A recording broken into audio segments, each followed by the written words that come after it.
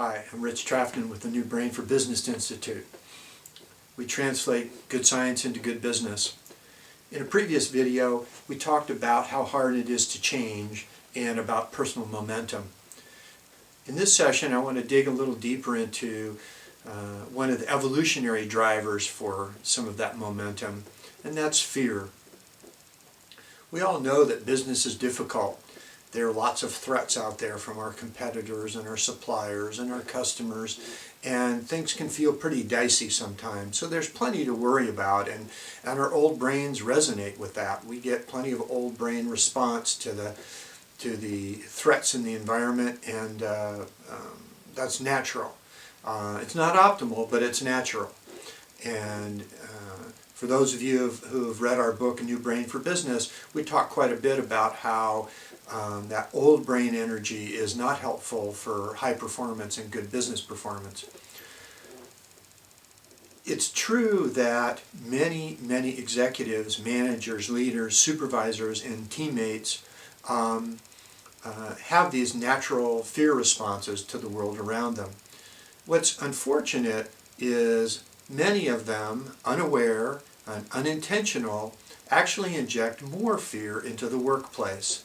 Through their own behavior and their own actions, they actually create a more fearful workplace. And as we know, that's not to the benefit of our business or for our own well-being. If you think about the history of mankind and the many amazing great ideas we've come up with, tools and tricks and notions and mathematics and all sorts of things, where did that happen? Well, we can be pretty sure that it didn't happen while somebody was running down a path with a tiger nipping at their heels. It probably didn't happen when somebody was under siege in a castle. Realistically, those kinds of innovations and breakthroughs and creative ideas came in moments of safety. They came when we had the opportunity to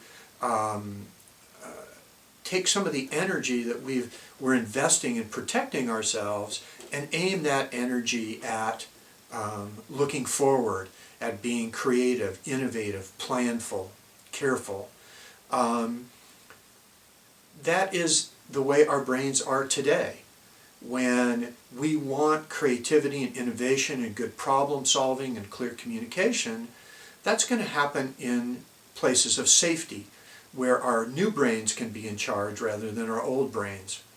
Unfortunately, so many leaders make it tougher on themselves because they reduce the amount of safety in the environment by intentionally sometimes, but more often unintentionally and unawares, injecting fear into the workplace. So how do they do that? Well, one of the most common ways is the blame and shame game. When something goes wrong, and as we know, something always goes wrong, when it does go wrong, we want to find out who's responsible. We want to name them. We want to do a root cause analysis. And unfortunately, so many root cause analyses really just have somebody's name attached to it. And we feel like once we've named the person, we've solved the problem. But really what we're doing is we're creating more fear in the environment by blaming and shaming. We also create fear in the environment when we threaten people. And we don't often think of it as threat, but it is, and it takes the form of imperative language. We have to do this. We need to do this. There's tremendous urgency. If we don't get this done by tomorrow, the world as we know it will come to an end. All of those sorts of exhortations are really just ways of threatening people with really dire consequences that are unspoken. We have to do this, or else. We need to do this, or else. Now, we don't say the or else, but it's implied, and people's brains react to it with negative old brain energy and fearful responses, and that's just not helpful.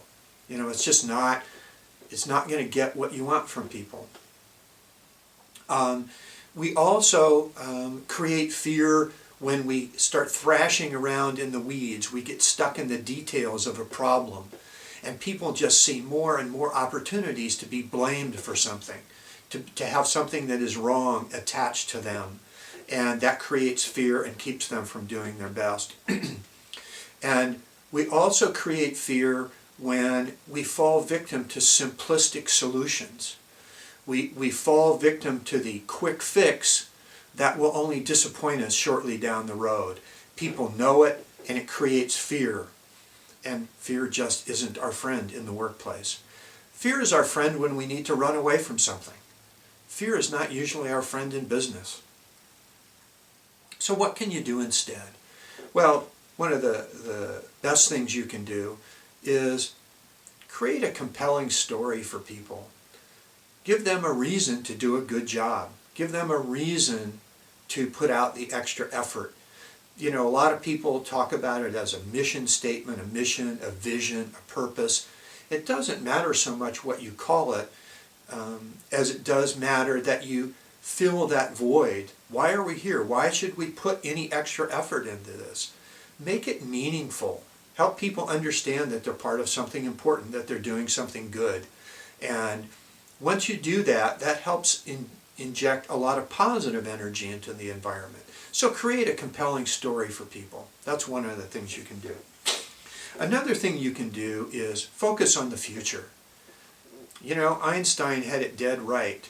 We don't get to go back in time. We only get to take action now and in the future. So the question isn't, what are we going to do about yesterday's problems? The question is, what are we going to do about tomorrow's solution? And it seems trite, but it is so important to understand that any focus on the past, by definition, invites people to get scared and be defensive. So focus on the future. Focus on what you're going to do next. Focus on what the next steps are, and create a powerful future for people. And the final suggestion for this session we have for you is use consequential language rather than imperative language. Instead of the threatening, ominous, we have to, need to, should mantra, try consequential language that is if-then in nature. If we get this design redone today, if we spend the extra time tonight to get this order wrapped up, we can ship this to our customer tomorrow and meet the promise we made to them and cement that relationship for the future. That's what's real. If we don't get this order done, the world doesn't stop. Things just aren't as easy. Things are better if we do this. Business is better if we do this. Our life will be better if we do this. So it implies what's true. We have a choice in the matter.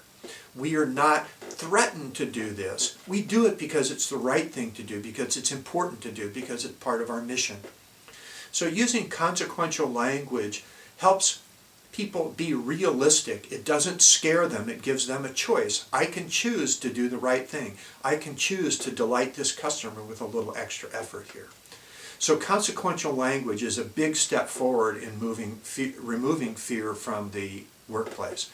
And, you know, we'll say it again, the more fear you pull out of the workplace, the more good work you're going to get out of your people and out of your business. So that's our story about fear. You can always check out our other videos and blogs on our website, newbrainforbusiness.com. Keep in touch. You know, there's always new stuff coming down the road. Thanks for listening.